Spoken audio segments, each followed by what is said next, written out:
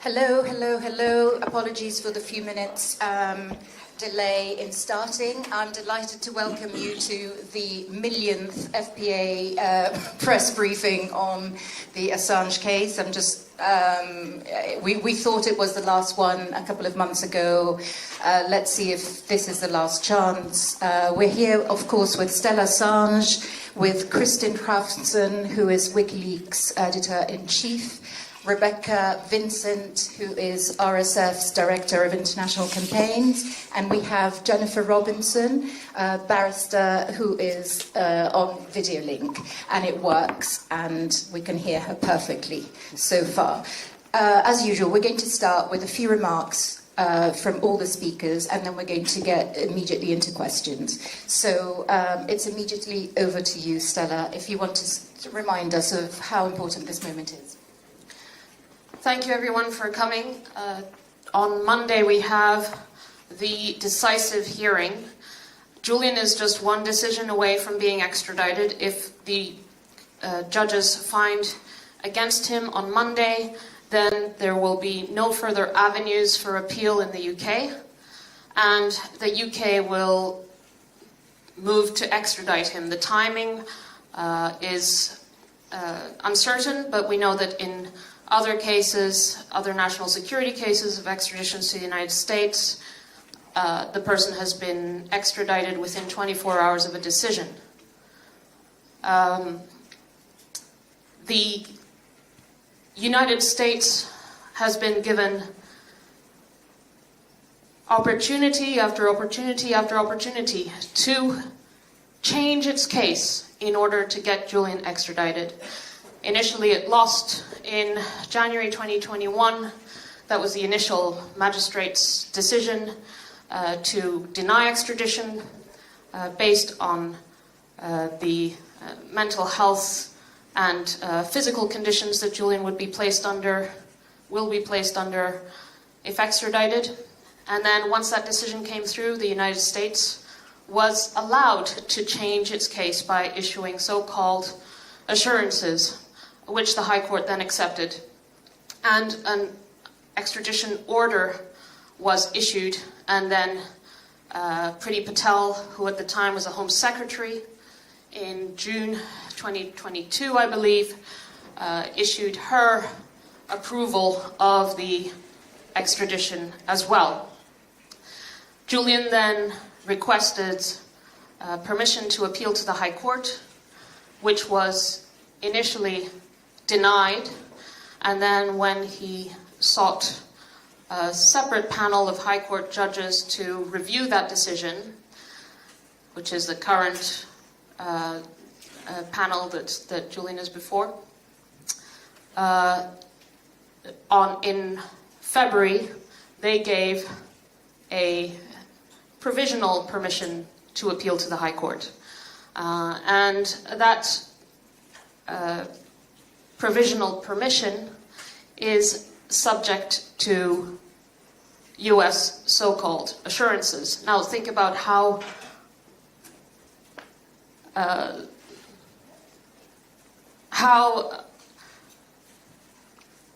bizarre this case is, where the United States has not only had 2 rounds of assurances, but also 3 sets of indictments. It seems like they're given endless chances to change their case in order to get Julian extradited to face 175 years for publishing evidence of US war crimes. And so here we are, 5 days from the decision, which will most likely come on Monday. I believe it's quite narrow, it's very narrow arguments for consideration. The judges already have the arguments on paper. There will be a hearing in the morning and maybe into the afternoon, and I can't say for certain, but I think it would be pretty likely that we expect a decision the same day. And it can go 3 different ways. Now, as I said earlier, Julian could, the judges could find against Julian, and he could then he would then be placed in the process of extradition. And of course, as I've already said earlier, we would seek to get the European Court of Human Rights to stop that extradition through an order and put in the full application.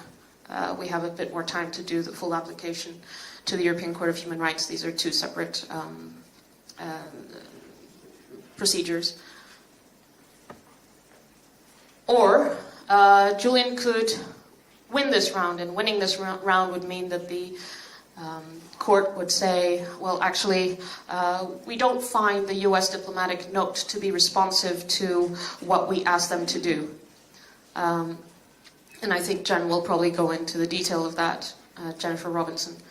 And so if they rule in Julian's favor, that means that a full hearing will take place on these narrow issues before the High Court at a later date, and Julian will most likely just remain in Belmarsh prison for months and months to come until there is a full High Court appeal.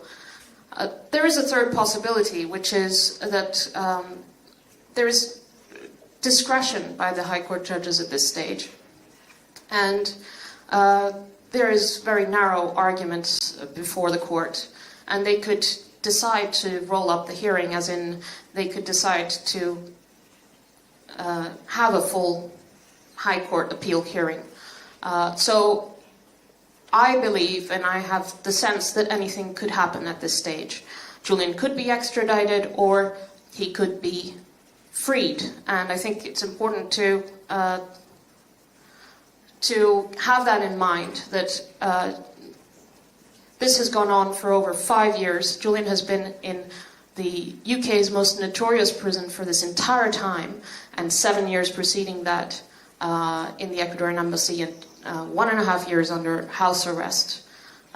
In fact, every day since the 7th of December 2010, he has been in one form of detention or another. And the 7th of December 2010 is 7 days after Wikileaks started publishing the diplomatic cables.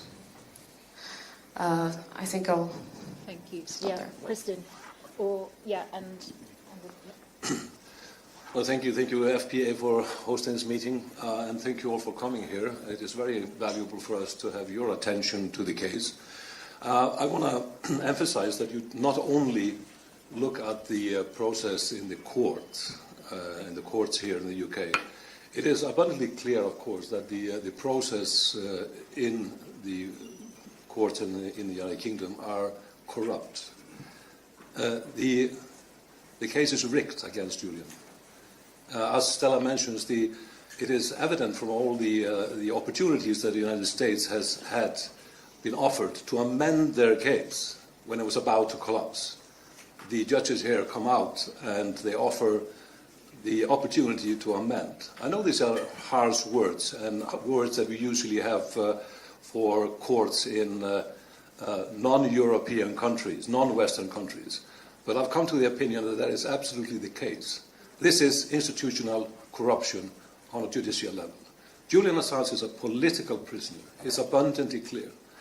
And I hope that you can look into the case, in the details of the case, where the evidence is basically screaming at you. Look, for example, at paragraph 210 in the last ruling by the courts here, when they denied to Julian, almost on all points, the opportunity to appeal. Even all of those arguments were so strong that under normal circumstances he should be allowed to appeal. Let me dwell on that specific one. Paragraph 210. This is where Julian argues, or Julian's lawyers argues on his behalf, that it should be abundantly clear that you cannot extradite an individual to a country whose secret service has drawn up plots to kidnap or assassinate the individual. And this has been made known in stories that have not been refuted, which have been confirmed. And I'm referring to the CIA plot to kidnap or assassinate Julian in 2017, at the time when Mike Pompeo was director of the agency. Now, what did the court say in this paragraph? This is like something out of Alice in Wonderland. It doesn't make any sense. And I'm paraphrasing here, but I'm pretty close. You will find out if you look it up. The argument is this.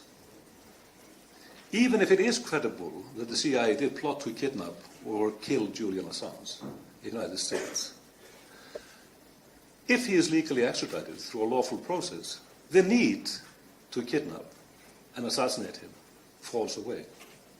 Thereby, it is not an argument for an appeal. Can you believe this? This is something you read out of papers in the Royal Court of Justice. It's unbelievable. So, the judicial process is rigged. We have been focusing on the political aspect of the case and a political solution. And it has been bearing fruit. More and more political leaders are coming to the side of Julian. They see the absurdity in this case and how serious implication this could have for press freedom worldwide. All progressive leaders of Latin America have come out in support of Julian Assange. Of course, his prime minister in his home country, Anthony Albanese, has been in full support of the demand that this case is closed. More and more politicians on our end of the world have also come out and said, this is enough. Even Olaf Scholz, the Chancellor of Germany, said about 3 weeks ago that Julian Assange should not be extradited. All major organizations that care about freedom of speech and freedom of expression see the danger in this and are supporting Julian. The European Council has mandated their Special Rapporteur on Freedom of Expression to write a report on the case. And the representative actually is in the room. Ms. Ivarsdottir, who is the Special Rapporteur for PASE, and she met Julian Assange in Belmarsh prison yesterday. But it's important that the focus is on the court to expose how crooked this case is. So I welcome you here, and I hope you will put the focus on the judges on Monday,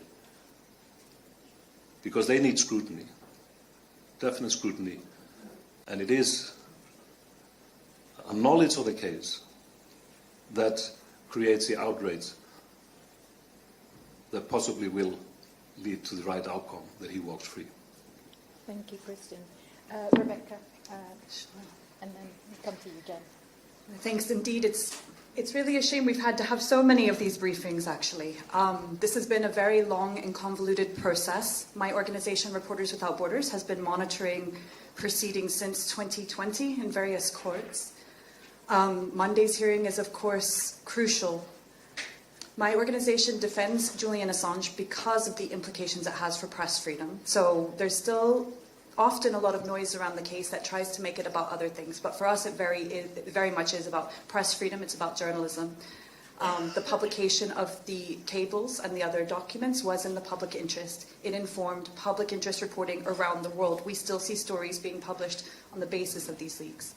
So what is being considered here is a normal journalistic practice, and that is what is at stake, because if Julian Assange is brought to the US, if he is prosecuted under the Espionage Act, the precedent is then set for the same sort of case to be applied to any publisher, any journalist, any source. Any media organization that works with leaked classified information could find themselves in the same situation. At RSF, our hope for justice here in the UK is not completely diminished. At each stage, that space for hope shrinks, but a small glimmer of hope is still there, and that is what we're hoping for on Monday. It is not too late for there to be some form of justice at this late stage to prevent Julian Assange's extradition through legal means. If we see the opposite on Monday, if we see a definitive decision, that means that the UK proceedings will be closed. It is crucial that his rights under the European Convention are respected, that the UK respects its obligations under the European Convention, and that he's able to pursue an appeal in Strasbourg and to not be extradited during that time. The entire world will be watching the behavior of this government if that is the scenario that we find ourselves in. But these 3 remaining grounds deserve full consideration. They deserve a proper hearing. The substance is incredibly important. So if this is just closed politely because of these political promises between states, that is a real shame. And that will enable the most dangerous press freedom prosecution of our time. So I want to be very clear about that. And I know Jen will add some more on the legal case, but I'll hand over to her now. I'm happy to discuss that further. Yes, Jen, if you want to shed some light on what the avenues are now with this last hearing. Sure. Well, first, hi everyone. I hope you can hear me okay. I'm joining you from Australia. And just to say a few words about Australia, I'm a fellow Australian citizen. Julian is an Australian citizen. And as Kristinn mentioned, the Australian government has put their support behind Julian Assange. So from here in Australia, I can say that we are working closely with our Prime Minister and our Attorney General and the Australian government to try to seek a resolution of this case. And we continue to demand that Julian be released, the case be brought to an end and he be brought home to Australia. It's important for people to remember it's not just the Australian government support, there is bipartisan political support for Julian Assange here in Australia. And just recently we had a parliamentary resolution go through our parliament with 2/3 of the parliament's support calling on the UK and the US to drop this case and to allow Julian to return home to Australia. So that's important political context in which we understand this next very important stage of the case. And as Stella mentioned, we keep saying it's the final briefing, but really Julian could be extradited next week. And so this case is of huge legal significance, not just for Julian, but for journalists everywhere. He faces 175 years in prison for receiving, possessing and publishing national security information, for publishing truthful information about the United States. And what the US is doing with this case is setting a precedent where they're exercising jurisdiction over any journalist or editor anywhere in the world who receives, possesses and publishes US information in circumstances where they will argue in the US courts, and they intend to argue in Julian's case that he will not benefit from First Amendment protections, and that none of you in this room, if you are sought for prosecution in the United States, they will seek to exercise their jurisdiction over you, have you criminally prosecuted without any free speech protections. So it is incredibly important, and that is the crux of the issue that will be before the court on Monday. As Stella explained, this case has a long and flawed history. It's a flawed indictment. It's a flawed extradition request that the US has been given ample opportunity to continually remedy. And we say it is fundamentally flawed. It should never have been brought in the first place and should be rejected, and Julian should not be extradited. The key issues that we face here, though, now, as you know, in February, there was an appeal hearing where Julian sought permission to appeal, both against the Secretary of State's decision to extradite him and against the earlier district court's decision to extradite him. Of course, we won on the basis that his extradition would be oppressive on the grounds of medical evidence. The US offered an assurance, which was not tested by the court and was waved through without us being able to make detailed submissions about it. And therefore, we're in the position of having to appeal against the outstanding grounds that we were initially not successful on before the Magistrates' Court. As a result of that hearing last month, we had the decision from the court at the end of March saying that they would grant us provisional permission to appeal on 3 separate grounds. Those being related to the First Amendment, that Julian, as an Australian citizen, it is clear that the US prosecutors are going to argue that he will not benefit at all from First Amendment protections because he's a foreign national, and that on that basis he would also be discriminated against on the basis that he is not a US citizen on the basis of his nationality, he's Australian. And finally, we were granted provisional leave to appeal on the grounds that once extradited to the United States, Julian could be subjected to the death penalty. Now, the court granted provisional leave to appeal, but gave the US the opportunity, again, to provide assurances in response to these concerns that have been raised. The US provided those assurances, and that's now triggered the process where we've had an opportunity to make submissions in response to those assurances. The US has responded, and on Monday we'll have a hearing where the court will hear those arguments, having received the written submissions from both of our legal teams. Our concern is serious about the US, the nature of the US assurances, and they are public, so you can have a read of them. What the US is saying is that Julian can seek to rely in court on the First Amendment, but it will be a matter for the courts to decide. So what you need to understand about that is a non-assurance. It doesn't provide any assurance whatsoever about what will happen once if he's extradited to the United States, what will happen and whether he'll be permitted to rely on the First Amendment.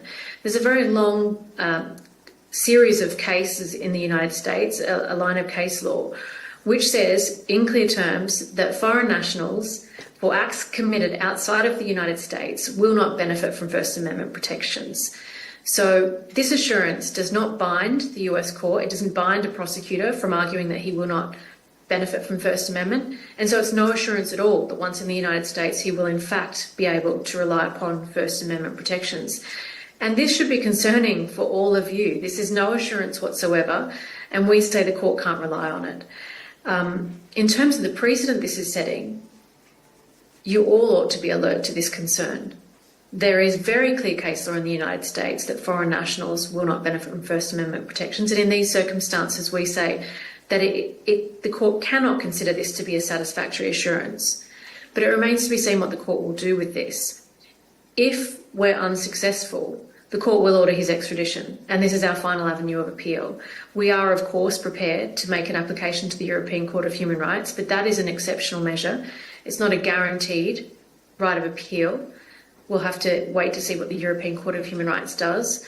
And we could be in legal process for a number of years if we end up in that. If we are successful and the court agrees with us that this is an unsatisfactory assurance, then we will be given permission to appeal and we could have a hearing at a later date. But it is, as Stella has said, has been incredibly taxing on Stella herself, on Julian himself, the ramifications of these decisions and the risk of his extradition. The rollercoaster that this process has been has placed a huge toll on his mental and physical health and a huge toll on their family. And we say that this case ought to be brought to an end. And this could be resolved at any time by the United States making the decision, which we say is the right one, to drop this case and to drop an indictment that has been universally condemned by free speech groups and the mainstream media. So I'll leave it there with that. Thank you.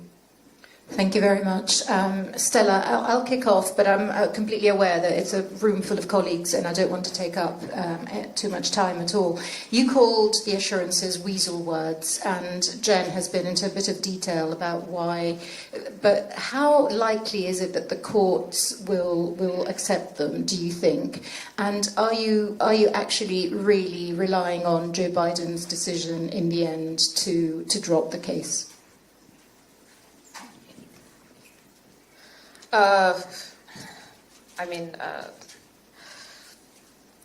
The court should not accept this diplomatic note because it doesn't respond to the assurances that they were seeking. I can't anticipate what the court will do. And on any of the arguments that Julian presented in the earlier rounds, he should have been successful. And as Kristinn was saying, for example, the murder plot being an obvious one, and even that was rejected, and it was rejected in an absurd piece of argumentation that I think I would have been embarrassed to put that in black and white. So I don't expect a rational outcome from the courts, I'm afraid to say. Do I hold some hope that they will do the right thing and Julian will win in the end? Of course, I have to have some faith that can happen, and I hope it will. But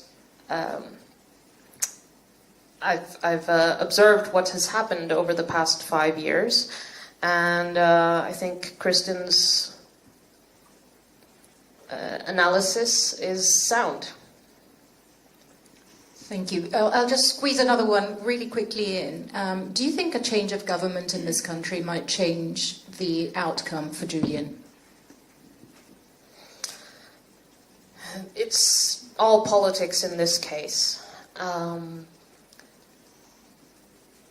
It is all politics. That being said, the CPS has had a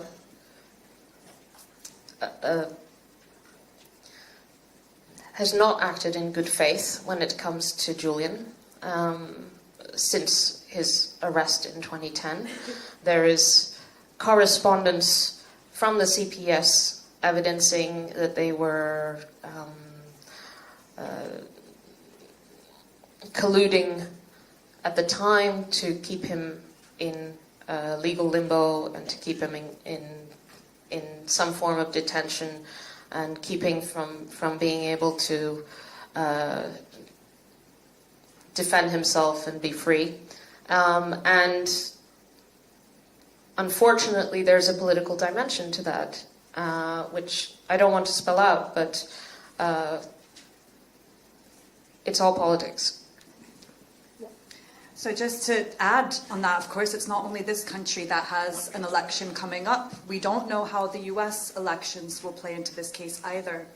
I agree with Stella and Kristinn's assessment that this is a political case. We've talked about this quite a lot. We don't know what will happen in the event, for example, of a return of Trump, whose DOJ brought this case in the first place. President Biden has the chance still to be the president who put an end to this, who acted in the interest of press freedom and journalism, rather than enabling this very dangerous prosecution that will tarnish the reputation forever of the country of the First Amendment. So he has this chance now, regardless of what happens in the UK courts. And again, we're still hoping that there could be a legal means to prevent extradition, but it is a political case. We call again on the Biden administration to bring it to a close now, to allow for Assange's release with no further time in prison anywhere. Thank you. Let's start with the question. I have Carlos and you on this side, and then I'll come to this side. Carlos from Spain. I want to ask you about the pressure from the Anthony Albanese and the Australian government. It's been crucial in these final stages. And just one more question. In the best case scenario, are you planning to move to Australia with your whole family if you are lucky on Monday? Yes. The Australian government's decision to back Julian's freedom has been crucial. It has, I think, changed the direction that this can go in a decisive way, potentially. Up until now, up until the Albanese government, the Australian administrations were complicit, I'd say, in abandoning Julian, in facilitating the US persecution. But now it's not just the Albanese government, but also the leader of the opposition and the rest of the opposition in a resolution, and actually on Valentine's Day this year, it was 2/3 of Parliament who were calling for Julian to be freed. The backing of Julian in Australia is across the board, and that is incredibly important, because without the backing of your government, if you're a political prisoner, you are you have no chance of release. Would we move to Australia? I will follow Julian wherever he goes and wherever he is safe. And Julian misses Australia, and we're very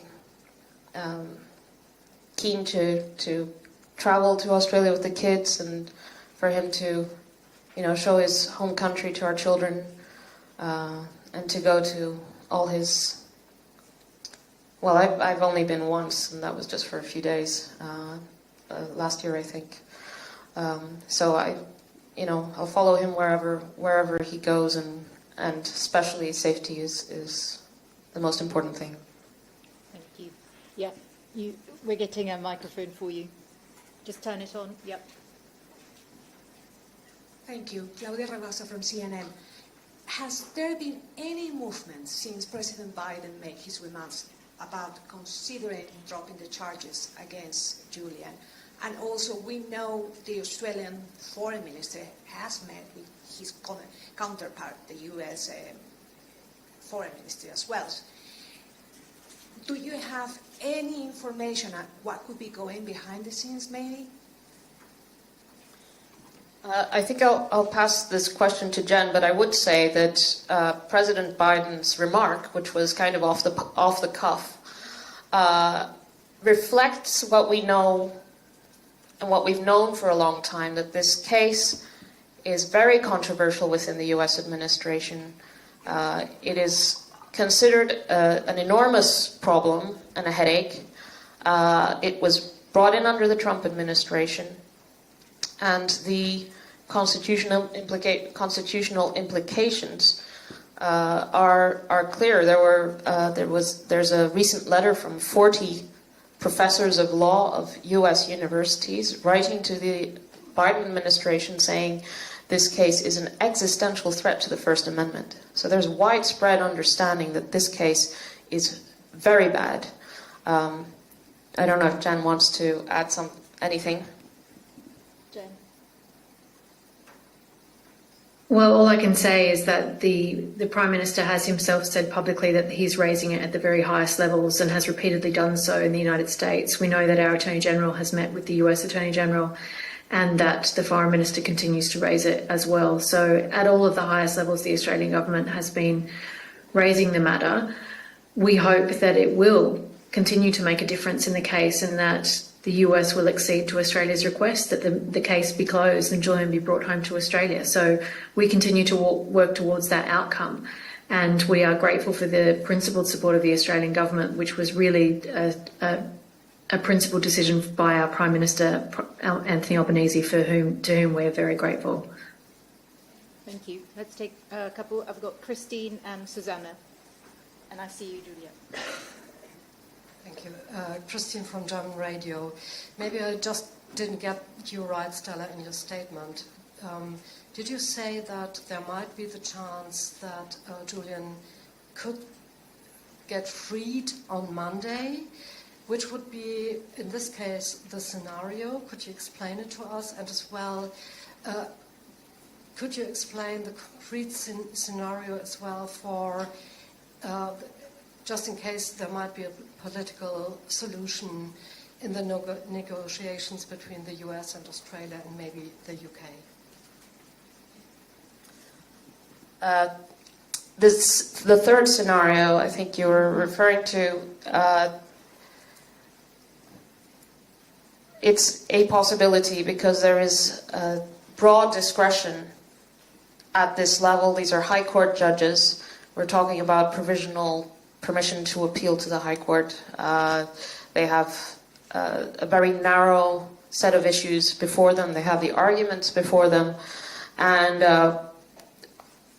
I'm flagging that is within their power to do what's called a rolled-up hearing, where you consider both the permission and the full appeal. And given the scope of the issues before the court, I obviously don't have any inside knowledge of what they intend to do, but that is a possibility of what they could do because they sometimes do that. They could say we set him free. They could set him free, yeah. I mean, if the U.S. extradition request is rejected, then the courts can decide to release him. This is anyway. Thank you, Susanna. Yes. Could you? Yes, sorry. Yeah, Susanna Ebner, writing for German newspapers. So I was wondering, Stella, how is Julian doing these days? I mean, will he be there in court on Monday? And also, have you been able to visit him recently? Yes, in fact, I came from visiting him now, which is why we are doing this briefing now, because I couldn't do the morning. I came straight from Belmarsh, and I was there with Fidel Narvaez, who's a friend of Julian's and was the consul of Ecuador for many years. He's under enormous pressure, as you can imagine. He has, the 20th is fast approaching. He's having trouble sleeping. He's, having calls with his lawyers and visits with his lawyers. And yesterday there was a visit by the rapporteur from the Council of Europe. So he's under a lot of pressure, but he's also very busy, and I think he's constantly encouraged by signs that there is political movement and a lot of people working, publicly and privately, I think, to free him. I think he is hoping to be there. I mean, yes, I don't know what can happen between now and then, but yes, he's hoping to be there. Thank you. I think I have Julia behind. Yeah, there.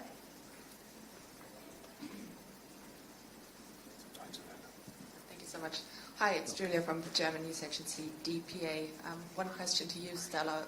I was wondering how you're holding up at the moment, and if you could maybe tell us something about your position on how the German Foreign Secretary Annalena Baerbock is handling the case.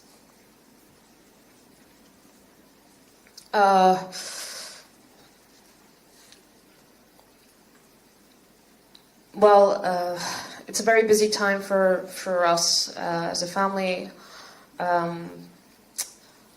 Tomorrow our eldest turns 7, so we're juggling giving him a decent celebration as well as everything else. There's a lot going on, but that's a good thing.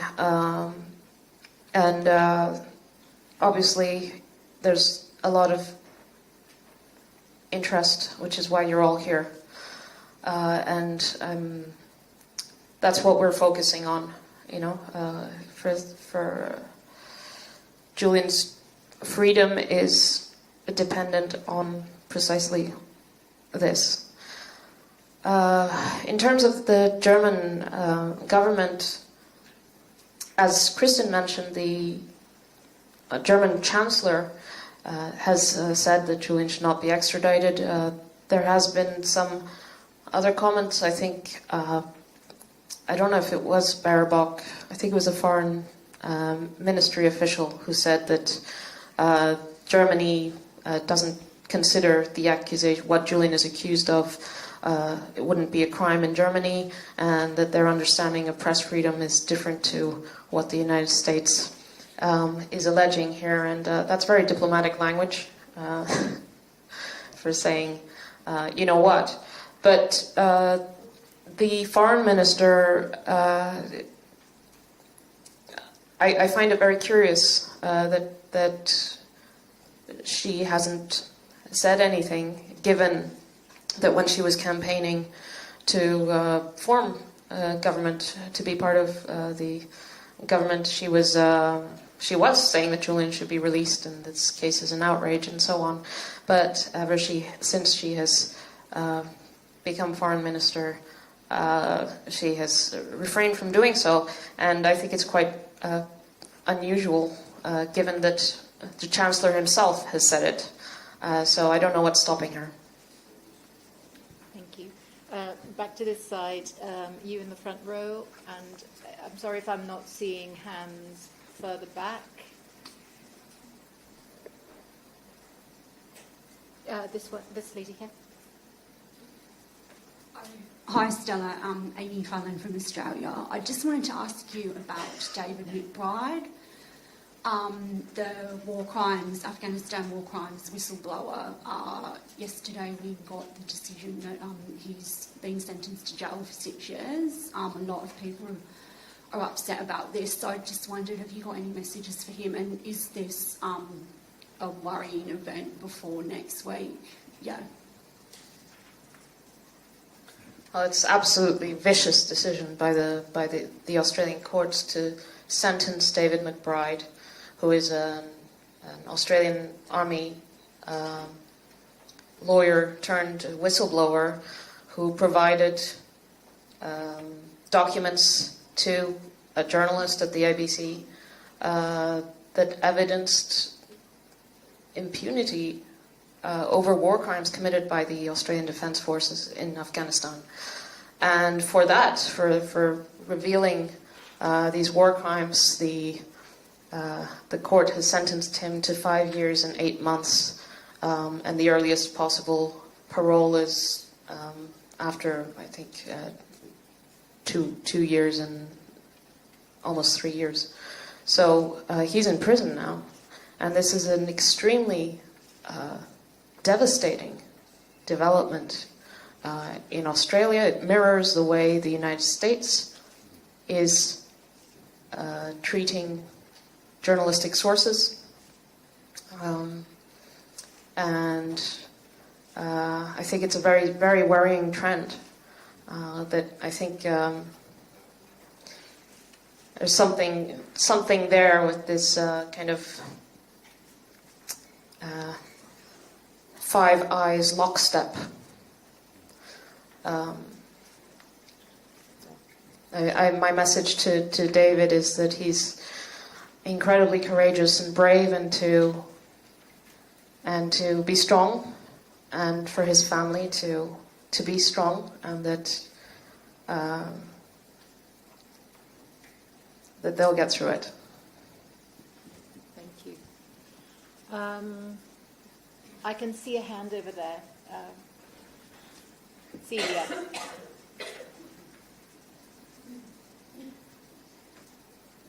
Hi, Celia Massa from Spanish national newspaper La Razón. Stella, I know that is a very sensitive issue, so I try to make the questions with all my respect. When you showed Julian Assange this morning, how is his mental health? I don't know if he's isolated in a cell all over this time, and you fear that if the results is no what you expect, he could, commit the suicides. And the second one is the whole legal process is so long. So how do you pay all these legal costs? Thank you.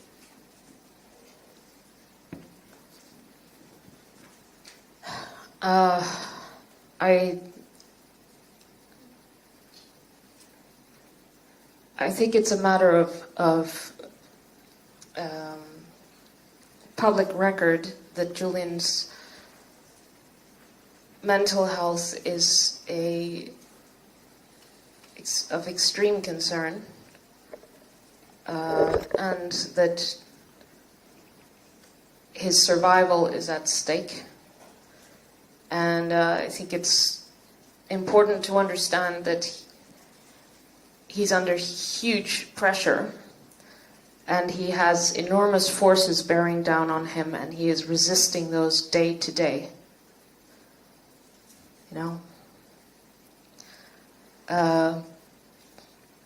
So he's surviving, and he's fighting to survive. And that's a daily battle. And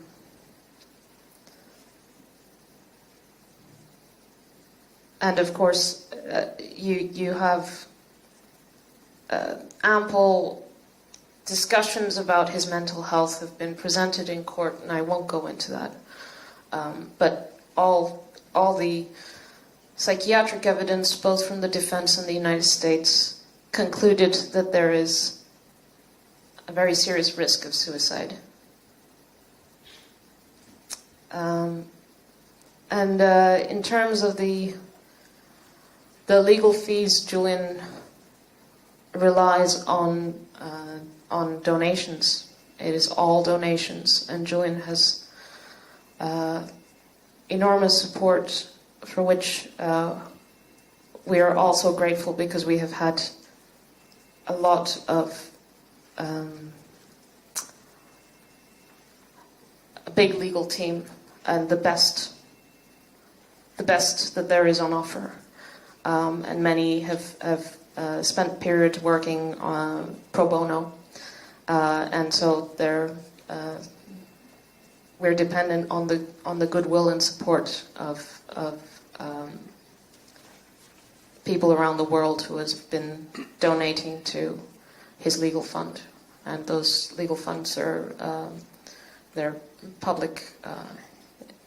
The UK extradition fund is on crowd justice. There's also the Val Holland Foundation in Germany that collects donations. In Australia, there's a Australian campaign, and so on. Thank you. Sorry, Kate, but it's over here. Benedict, please.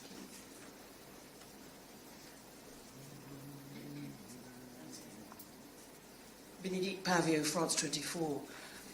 Two things quickly, please. Would you kindly clarify, because I'm certainly not clear in my mind, how the day you believe is going to unfold, what time it starts? Is there an initial ruling on the assurances given, not given by the US? Then whether defence, prosecution, whatever that unfolds. You referred also to the afternoon Stella, so I was just wondering, just for all us to plan, but you did, I think, say that also you expected a decision on Monday, which is of course relevant to all of that.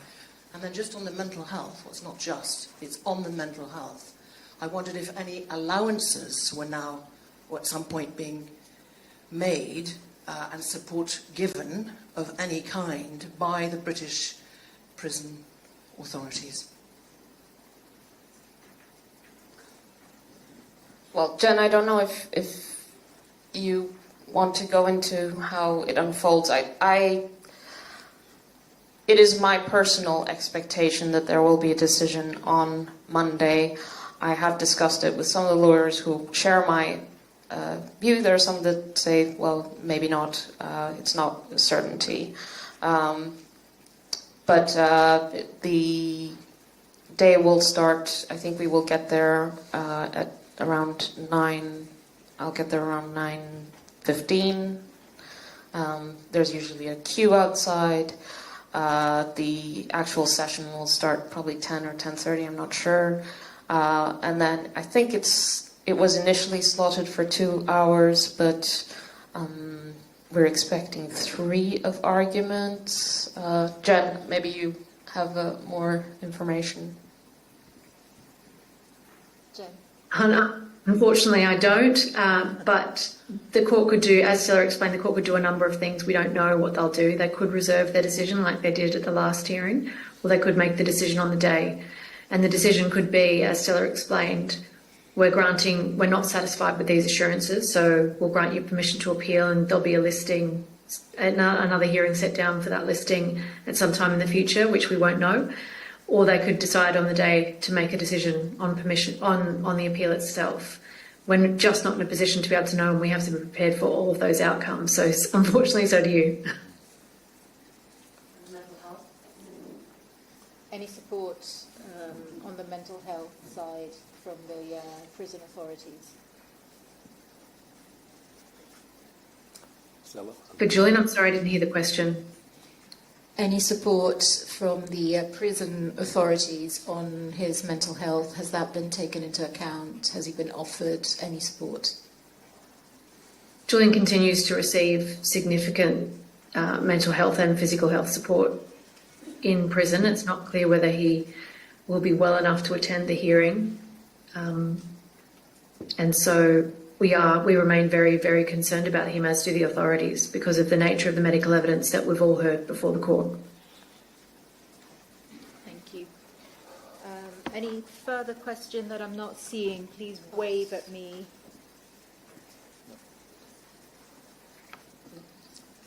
May I add maybe one thing, just because we are getting to the end of this, this briefing here. This should not be a long process. It's a very simple questions that were asked of the US government. They have asked the question. It's all in writing. And just to sort of pinpoint what it was. The question was, can Julian rely on First Amendment protection? It should be an easy yes or no question. The answer was, he can seek to rely on First Amendment protection. That is a no. So the only rational decision on Monday would be for the judges to come out and say, this is not good enough. Anything else is a judicial scandal. I hope you keep that in mind for Monday. Thank you. Rebecca, do you want to add anything before we wrap? Well, just because of the practical question about Monday, maybe just a word about access, because this has been a never-ending battle as well at each stage. So I can confirm that RSF has been given 2 seats for our observers to attend court. This is a relatively new development. We've been able to get seats formally the past 2 or 3 hearings only. It's been quite a fight. I haven't yet heard from other NGOs who are seeking access as well, whether they have. For journalists, there are many that are quite upset in other countries because the court has decided, as with the last hearing, that remote access will not be granted to those who are physically located outside of England and Wales. And I know there's a lot of concern about that because, of course, this is of international public interest. So your role here in London is even so much more important to be able to report on these proceedings for the rest of the world, because those who are not physically here will be reliant on you to inform them. Excuse me, can you speak on this? I was late to apply to have the remote access. I didn't know, and they asked like £300 for fees. Is this legal? Is it normal? What? So I don't know if Jen maybe knows on the legalities of that. I heard anecdotal evidence of a couple of journalists getting that from some parts of the court before, but that does not seem to be the normal procedure. So there is a contact I can share with you for the press officer who's responsible for accreditation, if you haven't tried him. I don't know if any of you have also been asked to pay that, but it doesn't seem normal. Okay. Some journalists are being asked, apparently, to pay. So Jen, I think there's some legal discussion around these issues. Maybe we can take that up separately. I think it's worth all the journalists in the room who are having issues with access to not just contact the court to confirm what access you've been given, but also if you have an issue, to contact your union. And it may be worth trying to challenge whatever restrictions you're facing. So certainly contact your union and they may well be able to provide you with further assistance. But the restrictions on access are very concerning. And it's certainly, there's been a step back from the openness approach that has been taken in this case until the most recent hearing. Thank you. And just to close, Suna Eversdottir, the rapporteur of PACE that Stella was mentioning at the beginning of this press conference, who visited Julian in jail yesterday, she's here in the room if anybody wants to speak to her. And she's reporting on human rights violations. So thank you very much. This closes this briefing, and I will take Stella downstairs. There's a list of interviews, and Kristinn, Rebecca, and up to a point, Jen. I think if you can stay just a little bit longer, we'll stay in this room. Thank you very much.